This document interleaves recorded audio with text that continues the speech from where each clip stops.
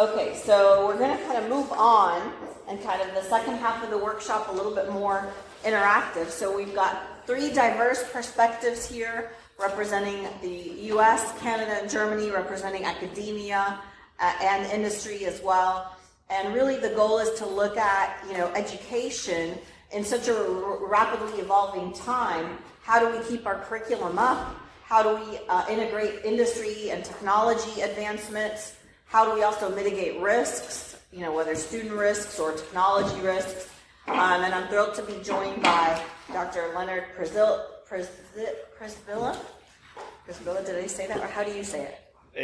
In Germanish, it's Przybilla. Okay. And originally it's Polish, and it's still different, so you're perfectly fine. Okay. Thank you for correcting me. And Dr. Jeremy Strong and Mr. David Ng. And we're going to focus on how AI has impacted education, and continued advancements in AI will further kind of alter what we do in academia, and how do we collaborate with industry on it. So to start with, I'm going to kind of ask each panelist, and we have about maybe 5 minutes total for each question. So keep that in mind, whether you want to respond or not, maybe a minute or so. Keep your response to about a minute and a half. So what is the biggest benefit that AI can provide to education, and what is needed to achieve it from your perspective? If you could say, this is the biggest thing AI is going to help me with as an educator or to higher ed, what would it be, and how do we get there? Who would like to chime in on that? I could start. Okay. I'm using AI as an opportunity for critical thinking, because there are so many tools out there that anyone that takes and thinks that there is one best tool is making a mistake. Okay, so you think not limited then? Not limited. It's like let them use everything. It's like the internet. It's like, you want to say this is the one way to use the internet? No. Right. Okay. Again, I'm now more in the industry perspective, and they're also only on the periphery of our education and student, employee, and actually also customer training. It's like threefold for SAP. But from my experience, I think the most, and also looking back in my time at university, personalization, having this personal tutoring done by AI with basically a limitless number of tutors for subjects. Okay, so personalization would be key to kind of help achieve the maximum benefit. Jeremy, what are your thoughts? Well, I think personalization really is the big thing, and I think I take it maybe a little bit further. You can personalize the instruction, which is a big part of it, but also personalizing assessment, and making it so people aren't spending time on stuff that they already know, and freeing that time either just in general, or to spend on stuff that maybe they don't know as well. And so if we go from, if we go way back, you had the one-room schoolhouse where you had everybody from, the kindergarten age all the way up to 18, all in one room, getting little bits and pieces of knowledge, hopefully during the process. Now we have, in most areas, grade level classes, but we can go further, right? We can personalize the educational experience to every student, give them what they need to learn and not what the person next to them necessarily needs to learn. So I think that's the big thing, but it is definitely personalization.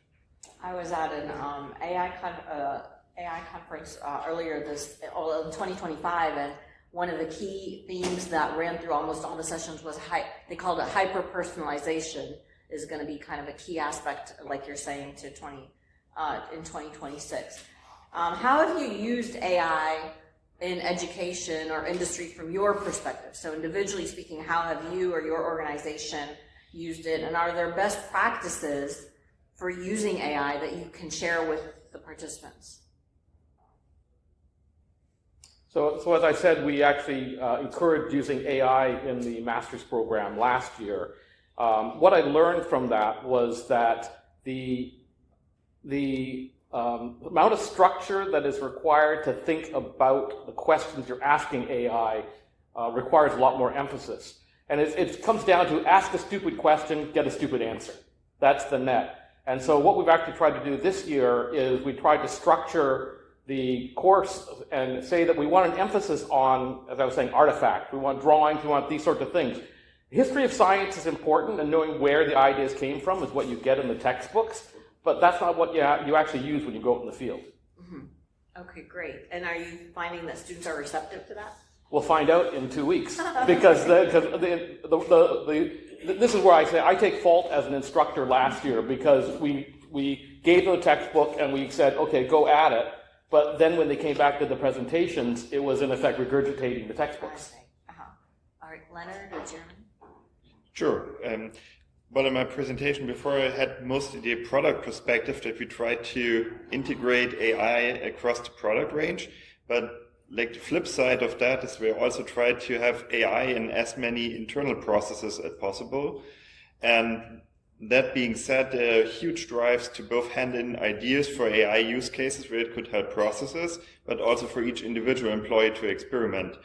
And like learning there is having this open infrastructure, a secure playground in which basically, for us, it's like all data except for personally identifying data can be used in those playgrounds.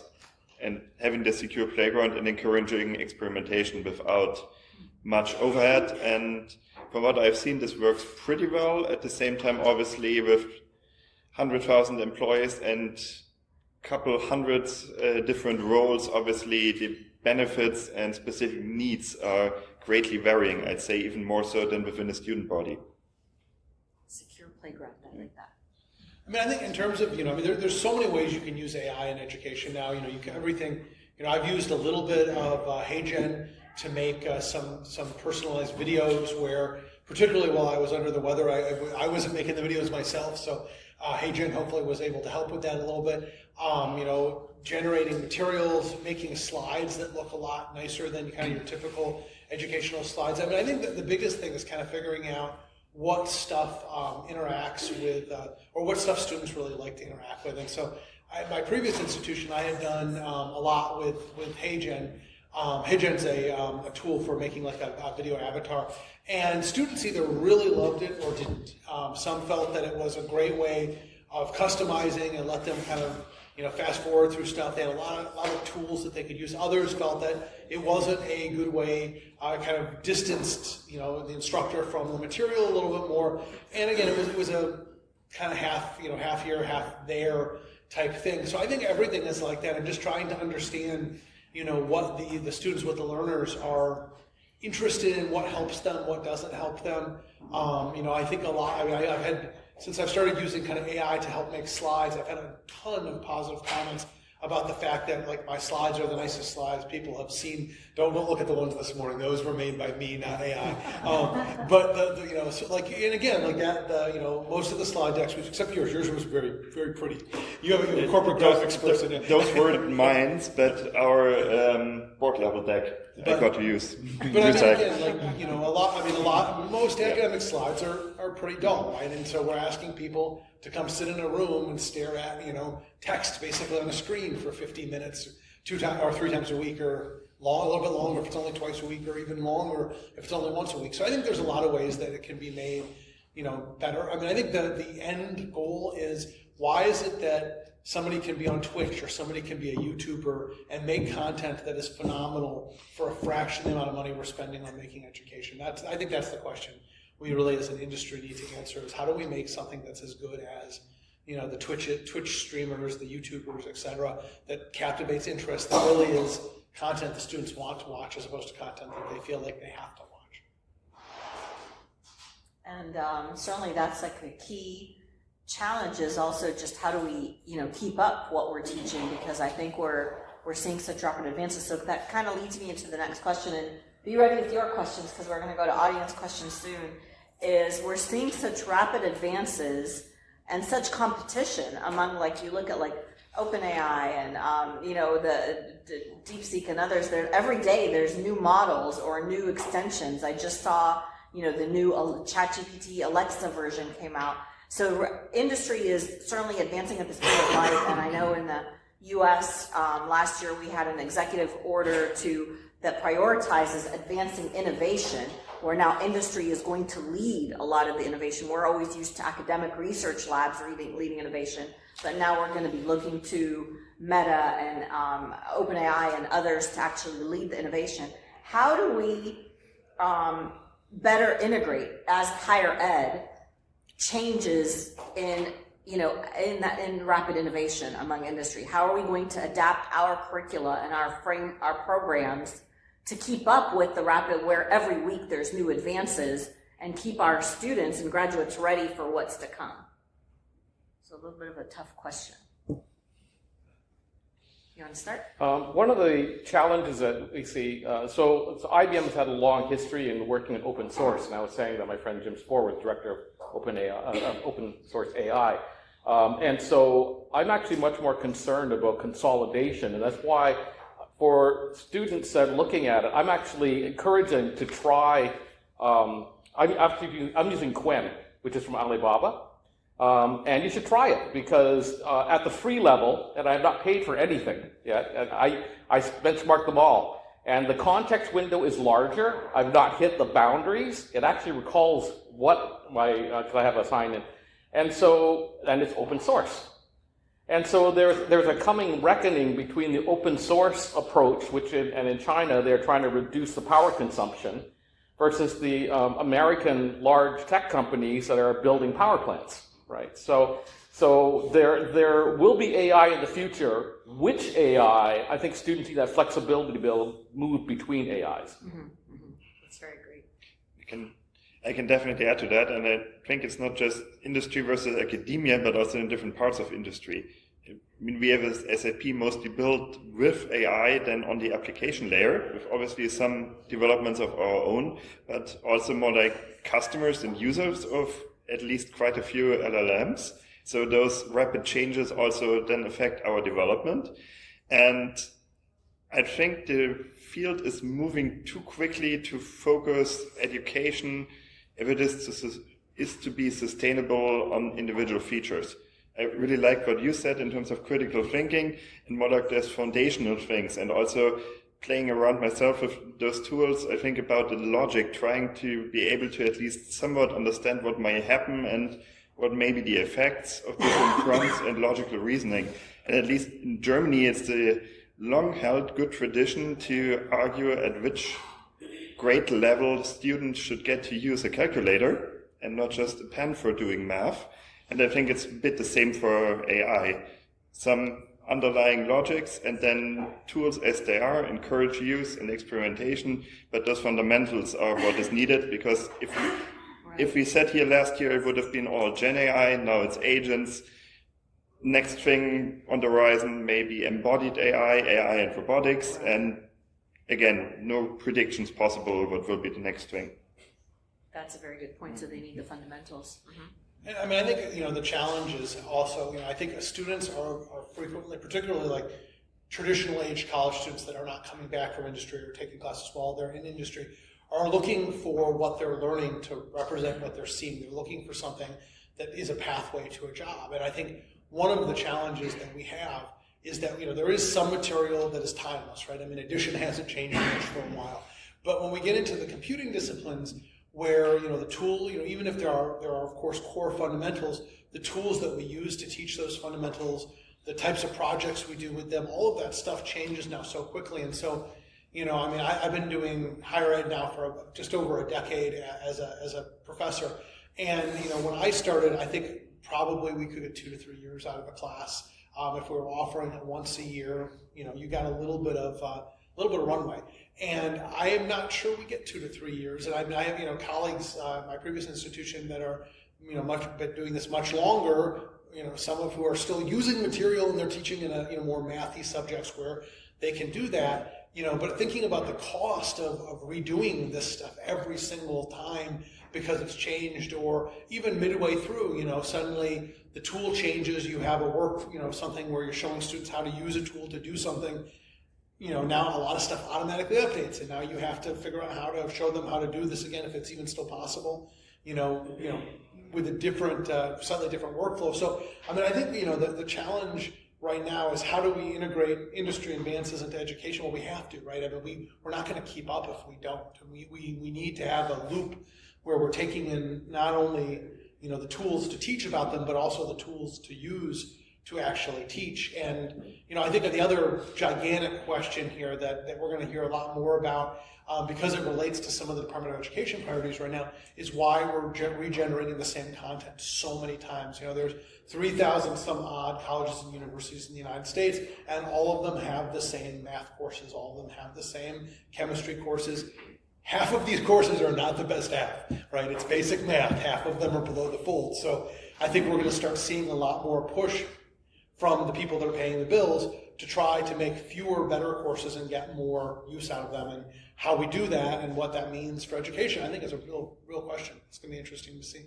And I think if I could add and chime in, like I have a kind of, I guess, somewhat controversial perspective where I've been advocating that we just need to throw the higher ed model that we currently have out the window and start over, because, and sometimes when I talk to university presidents and leadership, they're like, what? Because if you think about it, like higher ed kind of has been working the same way for centuries now, and the concept of in a digital world where kids born today will only know an AI-enabled world, right? And I saw another report where like jobs in 10 years, 70% of job titles have not yet been created. They're going to be kind of this different skills. And so if we're still trying to like practice a model where we say, spend your first year getting your general education, at least in the US, this is how higher ed works. Spend your first year getting general education, and then your next 2 years getting your major courses, and then your last year doing your, kind of major technical courses or specific courses. And then by the time you graduate, the world will have evolved, as you just said, right? Like, we were talking about Gen AI, and then now agentic AI, and then the AI, like if you look at the hype curve, and it's like, now you're gonna need training for a year or certifications because you're behind. So what I've been advocating for is more of an agile learning or just-in-time learning model. And in fact, the programs that we work with, Dr. Hiraku and others, is more work role based. It's backwards. Instead of looking at a major, we try to help students identify, what do you want to do after you graduate or leave college? What is it that what job or work role do you want to do? And then can we just figure out what are the knowledge, skills, and tasks that you need for that and the competencies? And that's what we're going to focus on. We're not going to try to give you the whole world. So it's a little bit controversial because not everybody kind of nods when I say, let's just throw the higher ed model out the door. Okay, so with that, what questions do you all have for the panel? Alrighty, Seth, and then over here. Go ahead. Okay. I guess my question is, I use ChatGPT a lot to write my email, and now I have a lot of difficulty and my fear is... And speak up, please, so everybody in the room can hear you. Sorry, so my fear and is... introduce yourself. So I'm Thomas. I'm an associate professor at McGill University. So I'm trying to introduce artificial intelligence to my teaching and with students. And my fear is, like you said, if you ask good questions, then you get good answers. If you have bad questions, you have bad answers. And people usually think that AI will make them better, but if they don't have the expertise to know what's the right answer, what questions to ask, and so on, then they don't use it very effectively. And I guess my question is, my fear in introducing more of the AI is about really supervising them and having them know, the basic of the field and the ground knowledge and all this, is after a certain point that they will kind of give it all to the AI system and they don't develop the expertise to criticize it because it has tons of hallucination and doesn't always give you the right answer. I didn't formulate it well enough. I guess I should have asked ChatGPT before speaking. That's the gist of my question. If I could respond to that, it's almost a journalistic question it's turning out to be, because there's so much information and there's a lot of misinformation. And so journalists have been doing this for a long time. The question is it true? Can you actually back it up?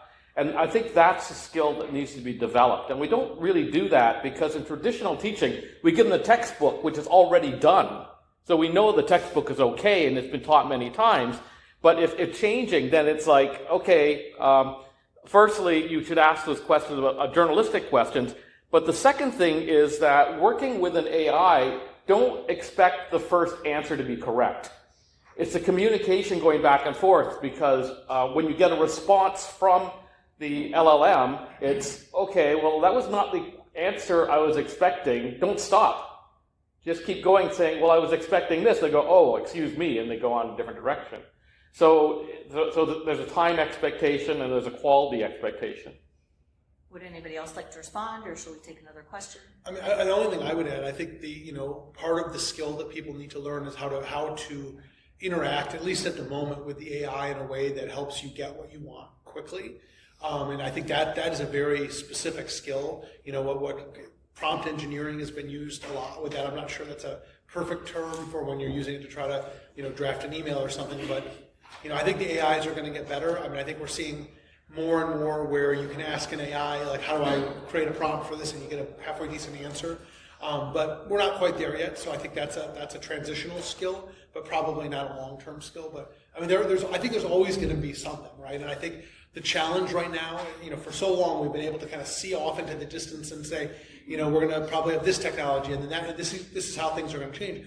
Right now, there's this fog, right, where it's like, well, it looks like AI is going to do everything that humans do right now, one way or the other, at least cognitively. You have robots, maybe everything physically, and some people are assuming that there's nothing beyond this fog. And I think the reality is there is. We just don't know what it is yet. And answering that question, that's it's not the $1 billion question, it's not the $1 million question, it's the trillion upon trillion dollar question, because it's where our economy is in a decade and what people are doing, how they're doing it, et cetera. So I think it's an interesting time, but there's not a good answer, unfortunately. And although it helps to, I think, like compare models, I tend to do a lot of comparison, it also helps to kind of dive into a model deeper, for deeper use, because it does learn, like you're saying, and adapt from you. I think like the other day, I was, and we teach courses in prompting, prompt engineering, prompt like a pro, but the other day I asked, I think it was, I can't remember if it was ChatGPT or Claude, but I asked a question, and then I asked again in a different way, and then I said,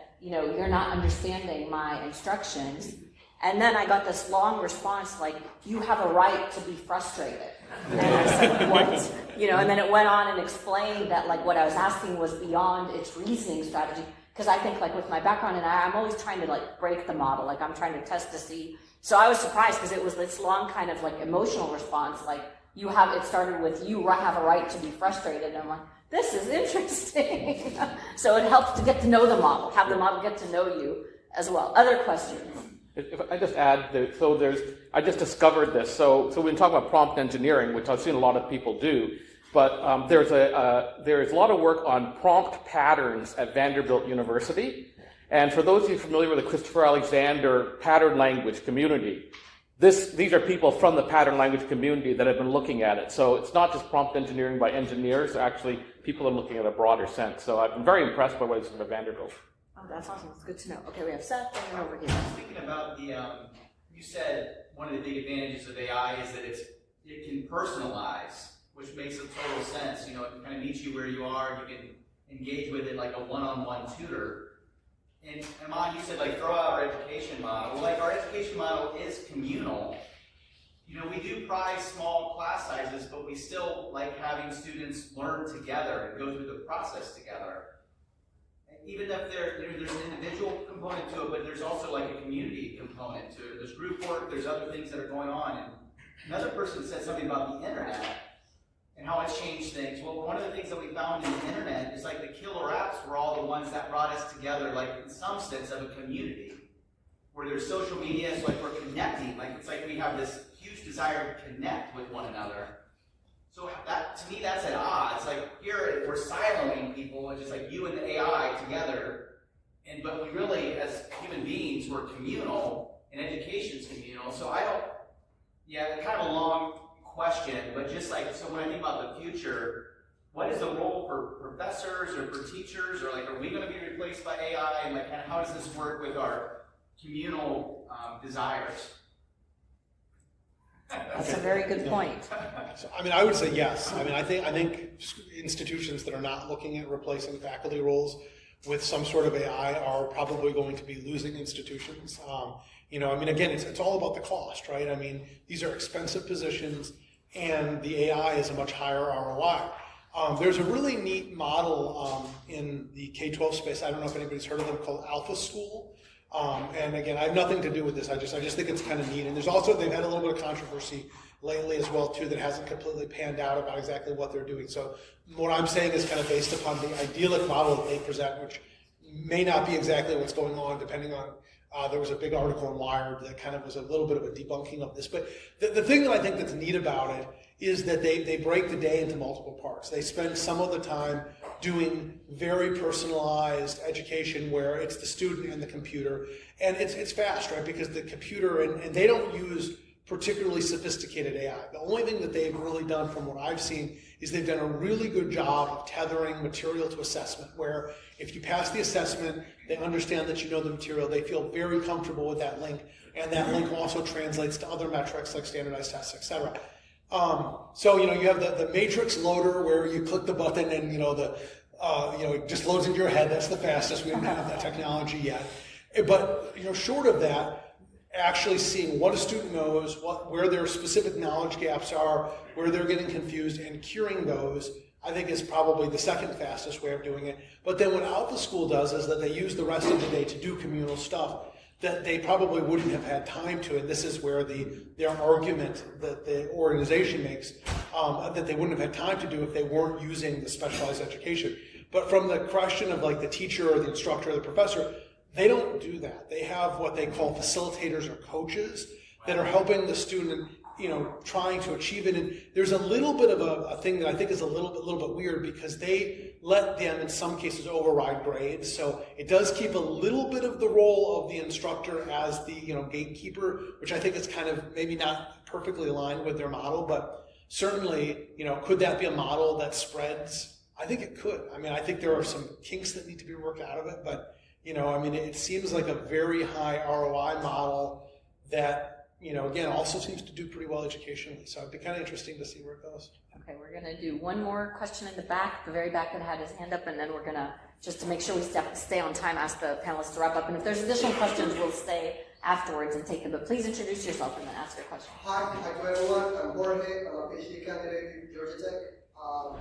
Something really resonated with me about what you said, from changing the perspective and changing the way of teaching, because now new generations are into immediacy and they want to get their knowledge now. They are not wanting to stay in a classroom for 30 minutes when they are used to 3-minute videos or 30-second videos. So you were saying something about, instead of showing them all the materials and then letting them choose their path, asking them before, what do you want to do? And that conveys a very existential question for students that are starting college, because sometimes they don't know what they want to do. Right.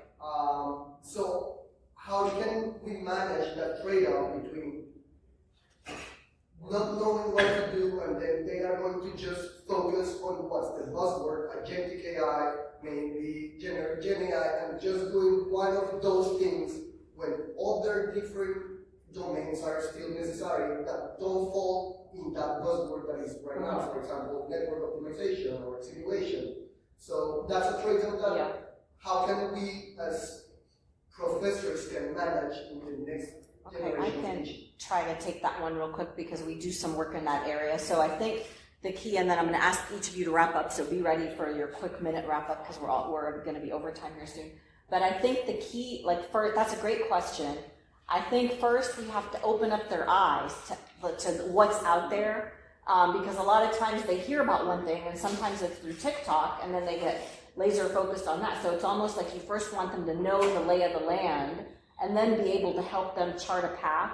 And so what we do, in answer to your question for the program that we run, because we work with a lot of veterans and transitioning military who hear about, for example, AI and cyber, but they have no clue where to start. We've developed an assessment test, an optional assessment test that they could do, like an aptitude test, that is linked to the NIST cyber workforce framework. So in the US, a lot of us use the DOW. Department of War has issued a cybersecurity workforce framework that now has work roles for AI and cybersecurity, and they list all the knowledge, skills, tests, and competencies needed. So they can take this aptitude assessment test that's confidential, that'll help tell them what their strengths are. Like, I might be good as a network security analyst or engineer, or I may be good at an AI and machine learning specialist, or I may be good at a system administrator.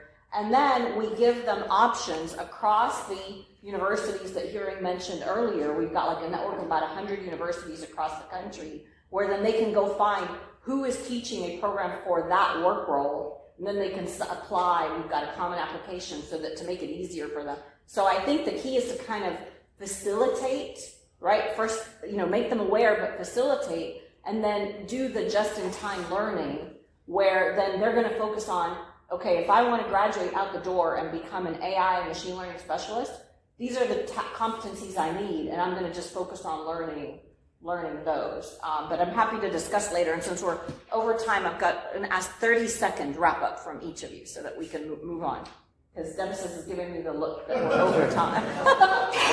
So 30-second, what would you like the audience to take away in 30 seconds or less? So I have the James Bond test.